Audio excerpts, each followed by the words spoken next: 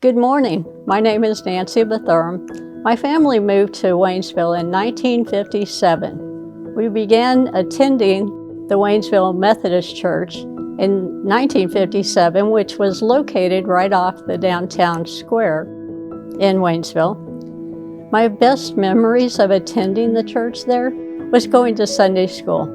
I really enjoyed the Sunday school. We learned songs and a lot of stories, of course. And I enjoyed growing up in the church, going to the youth group, the UNYF, the church camp, participating in the Christmas program, and really going through the confirmation with the group of young people that I'd grown up in that church. I stayed throughout my youth growing up in that church, and we were all confirmed together. And then I met Steve, and we were married in the church in 1978. In 1979, we moved with our young son Eric to Kansas City and left the church and joined another church up in the Kansas City area. Eric, however, ended up moving back here to the Waynesville area and finished high school in the area. He ended up staying in the area, and he and his family started attending the church. The church at that time had moved to a new building, and he and his wife and two young kids, Brandon and Brooklyn, started attending the church. So we visited the church with him and his wife and kids, and we found the church was as friendly and welcoming as I had remembered it as a young child growing up in the church and as an adult and, later adult in the church.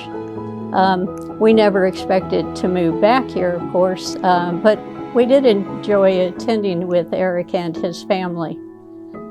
In 2019, we received that phone call that is a nightmare for any parent that leads to horrible trauma for any parent.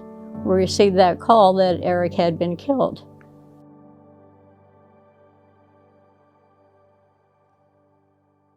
It was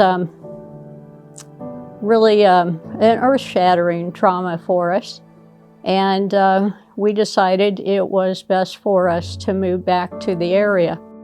It took a while for us to get everything lined up to move back here. Shortly after we'd made that decision, COVID-19 struck. Took some time to make the arrangements. And at that time, we were attending a church in the Dallas area that was very supportive and warm and provided really the comfort and support that we needed. And I was concerned. I really was. I was concerned about whether we would find that here. But I can say that my concerns were really completely unnecessary. I found that everything that I needed in terms of the warmth and the support and the welcoming were here in this church. And I was overwhelmingly welcomed, greeted, provided with support, kindness, love, everything that I needed by folks like Cheryl and Sarah and Laura, Deb, Dennis, Kirsten, Joe, Ruth, many others.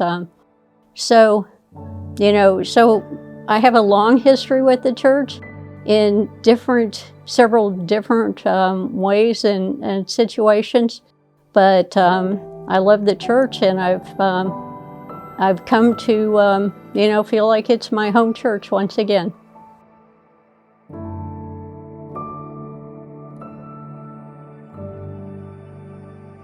I think there's so many things that excites me about it. I love how it helps so many people in terms of the growth towards their spiritual growth, and it's grown so much. It has such a growth in membership and the youth and the activities. It's like in a live church. It's just alive with action. There are churches that are dead. We've traveled around a lot, and we've visited different churches, and we've gone to some that we've not gone back. And this church is alive, and that's exciting. That excites me a lot. I love it, and it's a wonderful place to be.